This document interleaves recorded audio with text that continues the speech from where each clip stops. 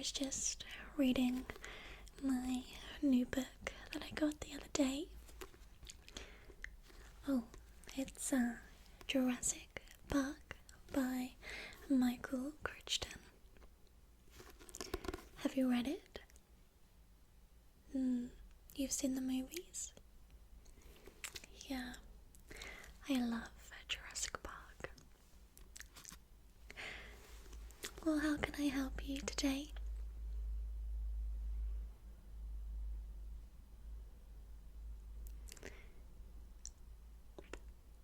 Okay. Right. Okay. Not a problem. Let me just put my book down. So, let me see.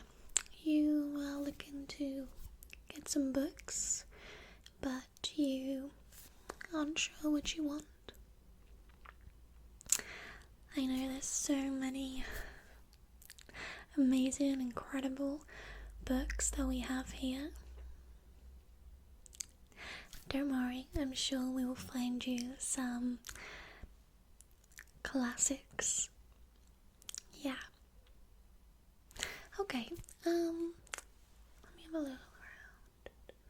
Well, it's really quiet today, so if you wanted to take a seat, I could show you a couple that we have.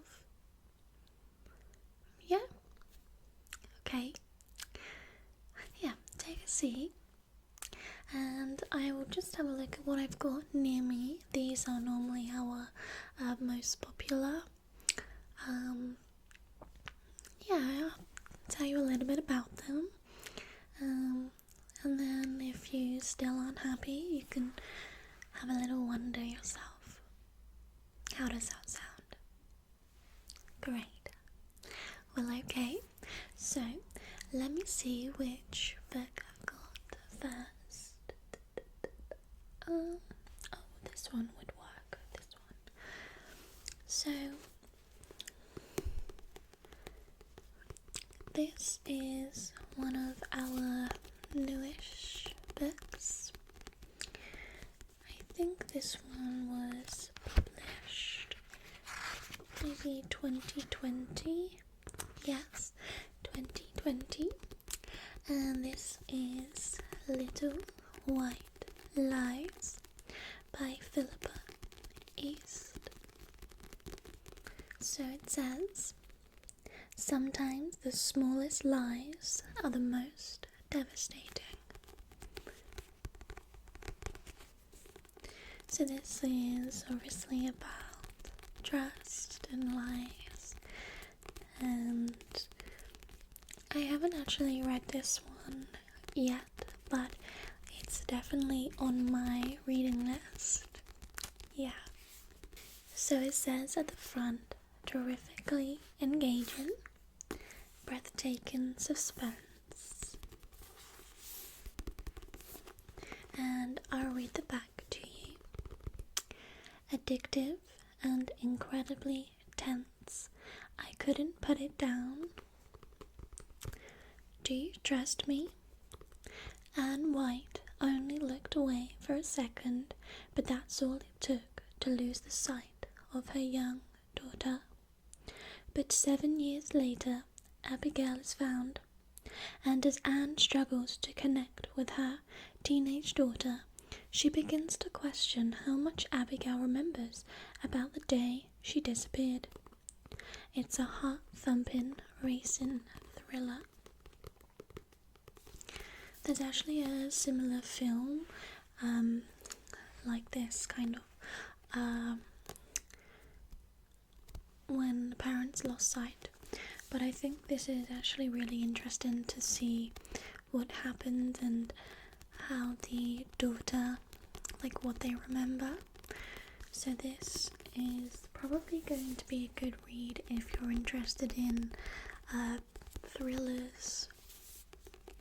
You think it's interesting? It does sound interesting. I would like to. I actually really want to read this one.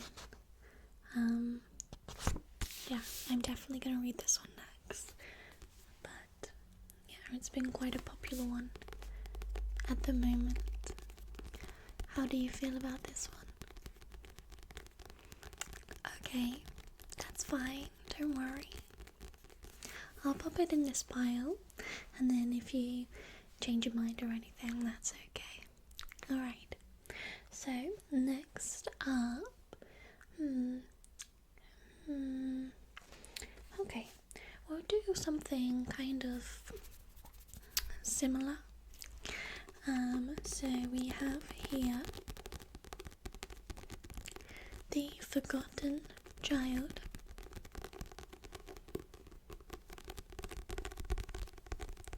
Have you read this one yet? Okay, good. So this is by D.E. White, and it says, a gripping psychological thriller you won't be able to put down.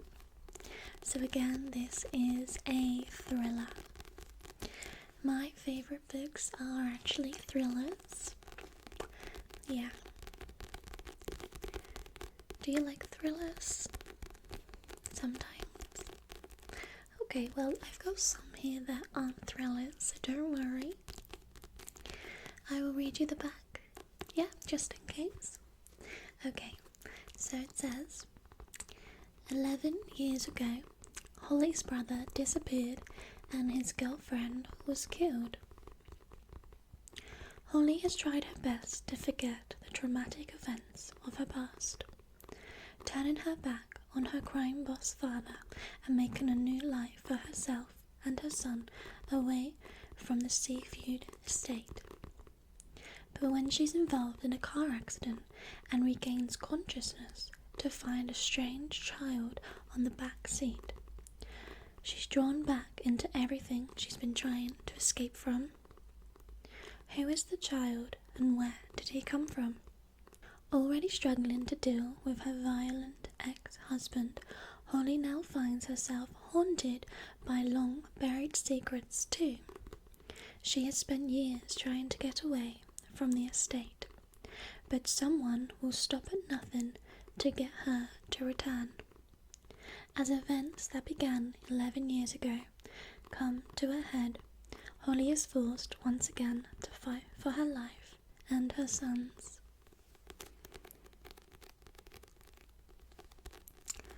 How does this sound to you? I suppose, yes, it is a little bit similar to the other book. Okay, so do you prefer the sound of this one? Yes, they are both based on memory. Okay, well, I don't want to tell you too much about the books because I know you'd want to read it for yourself. Okay, I'll pop this one over here. Alright, we still have a few books that I think you will like. Okay, remember though, you can have a look around if you want to. You don't have to make any decisions today. No. Okay, so let's go for a different book.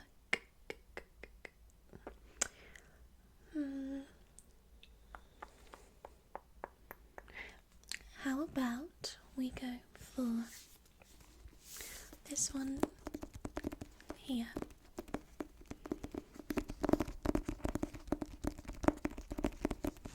So this is Fantastic Beasts and Where to Find Them by J.K. Rowling. Yes, this is the author who wrote Harry Potter, so you can expect a very good read. This is actually the original screenplay. So if we look inside, it's written like a script. So if this is something that you enjoy reading, this sort of style, Okay. Would you like me to read the inside? Sure. So it says, J.K. Rowling invites you to explore a new era of the wizarding world. Explorer and magiczoologist Newt Scamander has just completed a round-the-globe trip in search of the most rare and unusual magical creatures. Arriving in New York, he intends his stay to be just a brief stopover. However, when Newt's case is misplaced and some of his fantastic beasts escape into the city, it spells trouble for everyone. Fantastic Beasts and Where to Find Them marks the screenwriting debut of J.K. Rowling, author of the beloved and internationally best-selling Harry Potter books, and is now a major movie starring Academy Award winner Freddie Redmayne as Newt Scamander, set over 50 years before Harry's story begins. And featuring a cast of remarkable characters, this tale of friendship, magic, and mayhem is epic, adventure-packed storytelling at its very best. So this is set before Harry Potter. Are you a Harry Potter fan? Okay. Well, maybe this is something you would like. What do you think? Okay. How about if I pop it over there and you can have a little look through the book yourself to see if the writing, the screenplay is something that you're comfortable with reading? Okay, great. I'll pop it over there for you. Okay, so you've got a couple of books that you might like. Okay. Should I do a couple more? And then... Okay. Yeah. There's so many books, so it's hard to know what you're gonna like. Okay, I'll do a couple more. And then you can have a little look around. Alright. And I can get back to reading my book. Okay. I'm just thinking what you might like. I've got a couple next to me, but I'm not sure if it's something you will like. I'll show you them anyway. So, I've got this one here. Now this one is actually like a series, but this is the second adventure for the Bow Street Rivals, but I think you would really enjoy this book. So this is called Steps to the Gallows. Edward Marston, he is the best-selling author of the Railway Detective series. Would you like me to read the back for you? Okay. So the Daily Mail has said, a master storyteller. 1816. Page, notorious for cartoons and newspapers, fears for his safety and hires a bodyguard to protect him from his countless enemies. But the decision proves futile when Page is found dead in the midst of his burnt newspapers. Identical twins Peter and Paul Skillen are determined to find the killer ahead of their jealous rivals, the Bow Street Runners. As the brothers investigate, a group of highly influential political figures starts to emerge, each one with a strong motive to kill Page. Secret favors and clever disguises conspire to frustrate the twins, and a fear plagues them that their investigation is putting those they hold dear in grave danger. So this is a mystery book. It's almost like an investigation. I actually really enjoy these types of books because when I'm reading it, I almost feel like I'm the detective and I'm trying to figure out who it could be. Do you like sort of mystery books? Yeah, they can be really good if they're written well. This book is actually really good and I do recommend it, but obviously it might not be something you're interested in. It is set in, it's set quite a while ago. Okay, so it's not normally your type of thing, but okay, great. Well, I pop it there, and again, if you change your mind, that's absolutely fine. Alright, now I have one book left next to me, and again, this is one of our best sellers at the moment. So this book is called The Magpie Society, One for Sorrow, and this is by Zoe Sugg and Amy McCulloch. Now this is actually a signed copy, so I will show you that. But it says at the front, "At the heart of this school lies a deadly secret." This book is absolutely amazing. Yes, I have read this one. I actually finished it, I think, last month. I was honestly captivated throughout. I was just like, I need to find out the ending. Like, it's amazing, and there's so many hidden meanings under everything as to why it's been called that. So like the Magpie Society, there's a lot of hidden like concepts and things that underpins why they've chosen that. And One for Sorrow, there is actually the second one of this coming out in October, which is Two for Joy, and I cannot wait to get my hands on it. I'll read you the back. It's kind of like a thriller, mystery sort of thing. I really like it. So it says, "The screaming was coming from the sea. A figure was standing by the water. The sun had disappeared from the horizon, but there was enough ambient light to see by. A body lay on the sand, waves lapping at the sole of her feet. She was on her front, but her head was tilted to one side, her lips tinged an unnatural blue. Pale skin, blue lips, tangled strands of hair, twisted limbs, and on her back an elaborate tattoo of a magpie." That's actually a section from the book, but I actually highly recommend this book if you're interested in a light thriller, mystery type of thing. It's a very easy read, and I don't know, I kind of get the vibe of like where it's set, like Hogwarts. I don't know, it might just be me, but it's actually a wonderful book.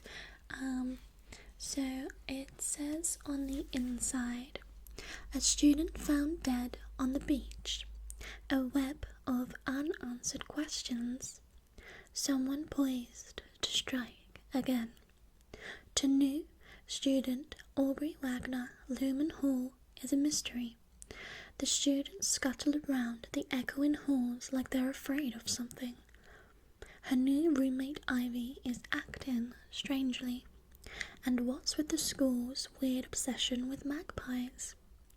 To straight A star Ivy Moore Zhang, Lumen Hall is a home. In fact, Ivy has big plans for this year, and she doesn't need a new roommate cluttering up her space, especially one who starts poking her nose in other people's business." But then the summer's tragic incident is wrenched to the fore when a mysterious podcast airs with one sinister headline, I know who killed Lola, and one of you is next. It's literally incredible. I cannot say that enough because I absolutely loved it. But that doesn't mean you're going to love it, so it's up to you about this one, but I do recommend it. Okay, sure. I'll pop it on that bio.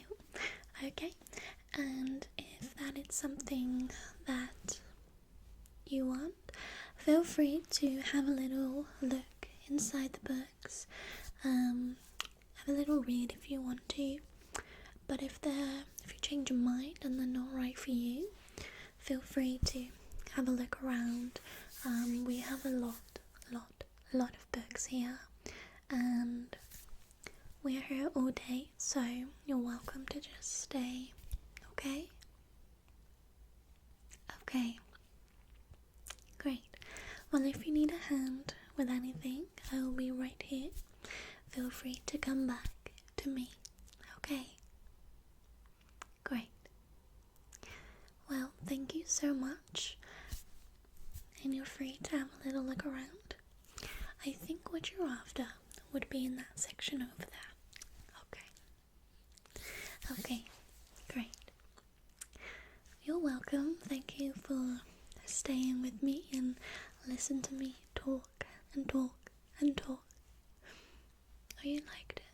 Great, great. Yeah, stay here, stay as long as you like, okay? Alright, well, I'll see you soon. Okay,